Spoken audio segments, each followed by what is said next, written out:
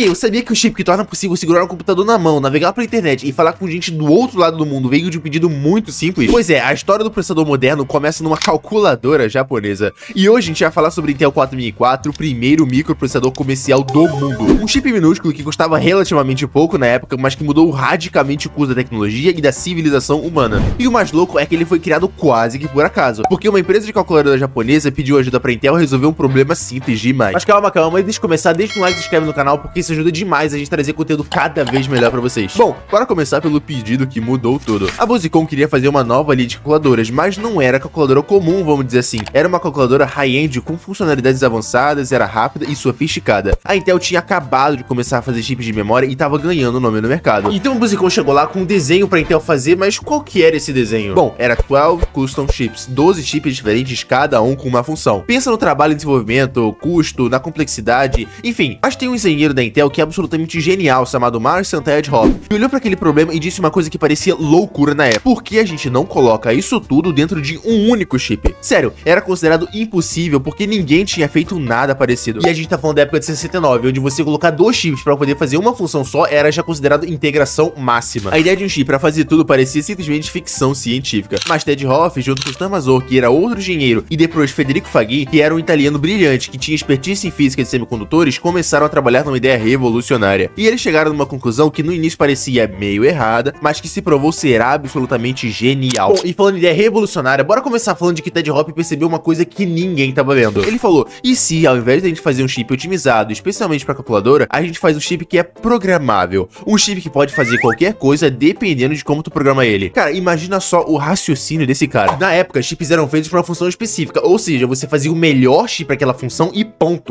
A ideia de fazer um chip genérico que tu pudesse colocar um sistema diferente e ele mudasse de comportamento era inovadora demais. Federico Fagin, que entrou no projeto em abril de 1970, teve um trabalho absurdo, já que colocar tudo no chip pequeno com tecnologia limitada era praticamente impossível. Você tinha que otimizar cada transitor, cada linha de silício. E aqui vem um detalhe técnico importante. Eles usaram uma tecnologia chamada Silicon Gate. Ela era bem nova na época e permitia colocar mais transitores no mesmo espaço do que a tecnologia anterior. Isso foi, digamos que, muito importante, porque sem o Silicon Gate, 4004 simplesmente não seria possível. Mas e o resultado dessa doideira? Bom, e ao invés de 12 chips diferentes, eles criaram 4, e um deles era o 4004, o processador principal. Os outros 3 chips eram de suporte para memória, entrada e saída de dados e tal. Aquele era minúsculo comparado ao design original, mais eficiente, mais barato e mais rápido. E tem um detalhe legal que Federico Fagin deixou no chip, ele gravou as iniciais. Ou seja, toda vez que um 4004 era produzido, levava a marca de quem o criou. Bom, agora bora falar dos números que parecem ridículos hoje, meio que uma comparação do antes e o agora. E eu já tô avisando que quando tu viu isso, tu vai achar que eu tô zoando. O 4004 tinha 2.300 transitores. Um processador moderno hoje tem bilhões. O Intel i9 tem mais de 10 bilhões de transitores, ou seja, a proporção é simplesmente absurda. O clock era de 740 kHz. Um processador moderno tá na faixa de 4 a 5 GHz, que é milhões de vezes mais rápido. E eu vou te falar que mesmo com todos esses números absurdos, o 4004 era absurdamente inovador, porque ninguém nunca tinha feito um computador inteiro num único chip antes. Bom, agora bora falar da calculadora que virou lenda. A Busicom 41PF foi a primeira calculadora a usar o 4004. Era uma máquina de imprimir, calculadora que pritava o resultado em papel, e funcionava muito bem. Mas aí vem um plot interessante na história. A Busicom tinha contratado a Intel para fazer os chips, e a Intel tinha se comprometido a fazer isso, só que no meio do processo, as finanças da Busicom começaram a apertar e a empresa estava com problemas sérios de dinheiro. Aí o Federico Fagin chegou e fez uma proposta inteligente até. Ele falou, olha, que tal a gente reduzir o preço do chip e tu deixa a Intel livre para poder vender para as outras pessoas. E finalmente, em maio de 71, a Busicom deixou a Intel vender os chips para qualquer um. Mas a questão foi que ela ainda teve que pagar os 60 mil dólares de gasto em desenvolvimento. Ok, que não parece muito hoje, mas pra época de 71 era uma fortuna. E olha, eu vou te dizer que isso daí de poder vender o chip pra todo mundo foi a melhor decisão que ela tomou na vida. Agora, por mais que seja uma ideia muito inovadora, teve um pequeno detalhezinho, quase ninguém percebeu o lançamento. O 4004 foi anunciado publicamente em 15 de novembro de 1971, mas é um mais bem grande porque quase ninguém ligou. O lançamento foi basicamente um press release, nada de grande fanfarrice. A Intel colocou na propaganda que era o primeiro microprocessador da história, mas a imprensa não tava nem aí, porque pra maioria das pessoas isso não significava nada. Entende? O público geral não comprava chip diretamente, porque quem fazia isso era engenheiro, empresa de computador, fábrica de equipamento, e mesmo aí muita gente tava cética. Afinal, pra que eu vou usar um chip que é lento e tem poucos transitores quando eu posso usar um chip que é rápido e dedicado pra tarefas específicas? O próprio pessoal de marketing da Intel tinha dúvidas se ia conseguir vender aquilo. A Intel tá fazendo sucesso com o chip de memória e eles tinham medo que o 4004 confundisse os clientes. E foi assim que ninguém, e literalmente ninguém, percebeu que eles tinham inventado o futuro. Mas depois que a Intel conseguiu vender o 4004 para as pessoas que quisessem, os engenheiros ao redor do mundo começaram a olhar para aquilo e pensaram, cara, eu consigo fazer qualquer coisa com isso. E foi então que em 72 a Intel lançou o 8008, melhor que 4004, mais rápido, com mais transitores. Em 74 veio o 8080 e esse foi revolucionário. Processador de 8 bits, muito mais poder. E o 8080 foi o cérebro do Altair 8800, que é considerado o primeiro computador pessoal do mundo. Então veio o 8086 em 1978. E essa foi então a base de praticamente todo computador pessoal da década de 80, 90 até hoje, com variações. Mas tudo começou com o 4004. Cada processador que veio depois foi construído sobre as ideias que o 4004 provou serem impossíveis. E tem uma coisa importante para você entender, é que o 4004 não foi o computador mais rápido do seu tempo, nem era o mais eficiente. Outros computadores faziam as mesmas coisas e mais rápido, mas eram máquinas gigantescas, caríssimas e impossíveis de se colocar em qualquer lugar. O 4004 provou que tu conseguia fazer o computador funcional, programável, que cabia na palma da mão por um preço acessível, e isso mudou tudo. Bom, agora bora falar das curiosidades que valem ouro. E uma coisa interessante é que o 4004 foi feito um computador genérico, mas a primeira aplicação dele foi uma calculadora. Mas rapidinho começaram a aparecer outras aplicações. Teve música sendo produzida no 4004, tinha máquinas de jogo arcade primitivas usando o 4004 ou seus sucessores diretos, e foi controle industrial, impressora inteligente e por aí vai. Teve até um projeto bem legal em 2021, 50 anos depois, onde um físico suíço chamado Klaus Schäfer construiu um computador inteiro baseado no 4004, mas usando componentes discretos. Ou seja, ele não usou o chip original do 4004, ele montou quase 4.000 transitores individuais para simular um 4004, e ele fez funcionar. Rodou um algoritmo que calcula os primeiros 16 dígitos de pi, só para poder provar que realmente tinha entendido como o 4004 funcionava. E tem outra coisa, os criadores da máquina foram reconhecidos. Frederico Fagin, Ted Hoff e Stan Mazur foram todos incluídos no National Inventors Hall of Fame. Eles entraram para a história. Fagin, depois de sair da Intel, ele criou a Zilog, outra empresa que fez chips muito importantes, e ele continuou inovando. O Hoff virou professor em Stanford e ajudou a moldar uma geração de engenheiros. Bom, agora bora falar do impacto que é impossível de se medir. E cara, quando a gente fala do 4004, é impossível mesmo, porque ele abriu porta para tudo que conhecemos hoje. Sem ele provando que dava para caber o computador completo num chip, provavelmente não teria computadores pessoais nos anos 80. E sem computadores pessoais, não teria internet. E sem a internet, por sua vez, bem, a gente não teria metade das coisas que a gente usa todos os dias. A calculadora de bolso, por exemplo, ela foi baseada em chips que descendem direto do 4004. E até o seu smartphone é uma representação daquela ideia original, colocar o máximo de computação possível no menor espaço, consumindo pouca energia e um preço que qualquer um possa comprar. E aquilo era a filosofia do 4004, 50 anos depois a gente tá só aprimorando a mesma filosofia. Bom, agora o resumo desse vídeo é que 4004 foi um chip pequeno que mudou o mundo grande. Ele começou como um pedido de uma calculadora japonesa, virou o primeiro microprocessador comercial e abriu as portas para tudo que veio depois. Computadores pessoais, internet, smartphones, todo o mundo digital em que a gente vive. E quem criou? 3 caras inteligentes, uma empresa pequena que estava começando e uma dose bem grande de criatividade para resolver um problema. 50 anos depois, a gente tá aqui usando computadores que são bilhões de vezes mais rápido, mas que funcionam nos mesmos princípios básicos que o 4004 provou serem impossíveis. Bom, e esse é o tipo de conteúdo que eu gosto de trazer aqui pro meu canal. Dessa forma eu consigo aumentar o meu conhecimento e, claro, o de vocês também. E, claro, eu tive que pesquisar muito para poder trazer o conteúdo digno com informações verídicas. Então, se você quer apoiar essa proposta, é só você virar membro. O primeiro plano tá por R$3.